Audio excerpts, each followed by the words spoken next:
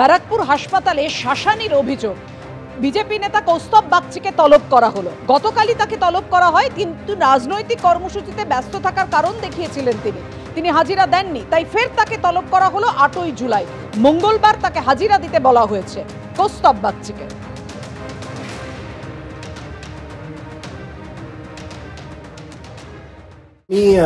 আজকে আবার মোহনপুর থানা থেকে আমার কাছে নোটিশ এসছে under section 35(3) of the BNSS.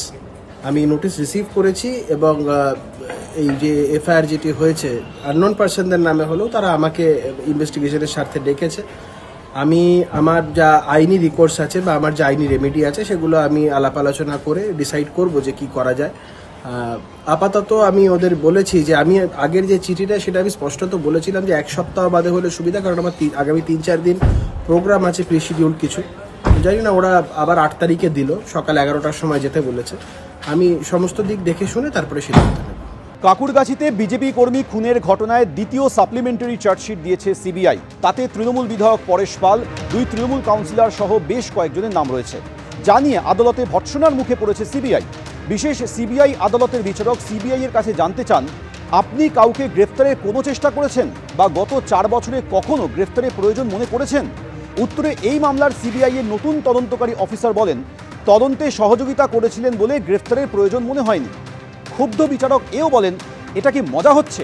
4 বছর পর এদের বিরুদ্ধে চার্জশিট দিয়েছেন। বিচারক প্রশ্ন তোলেন, আগে গ্রেফতার হওয়া অভিযুক্তরা এখনও আটকে আছে, তাদের কি জবাব দেবেন? ক্ষুব্ধ বিচারপতি আরও বলেন, তদন্তের অধিকার দেওয়া হয়েছে মানেই খামখেয়ালিপনা করতে পারেন না। ঠিক আছে, নাম দিয়েছে, কিন্তু এই যে লং টাইম টানছে, কাজ করছে, চার্জশিট দিয়েছে ঠিকই, কিন্তু টাইম বেকার।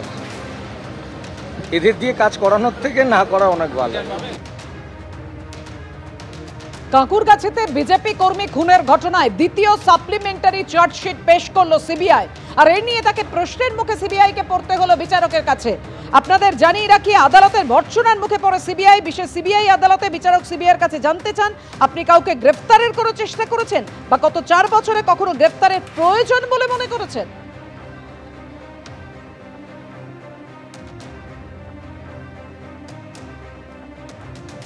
দিনে অমিত শাহ থাকবেন, বিজেপি থাকবে, আমাদের উপরে এই ফলস অ্যালিগেশনগুলো আসতে থাকবে, আমরা হ্যারাস হতে থাকবো, কোর্টে যেতে থাকবো, কিন্তু কিছু প্রমাণ করতে পারবেন। মাননীয় গৃহমন্ত্রী বর্তমানে অমিত শাহজি আমাদের আছেন, ভবিষ্যতেও থাকবেন।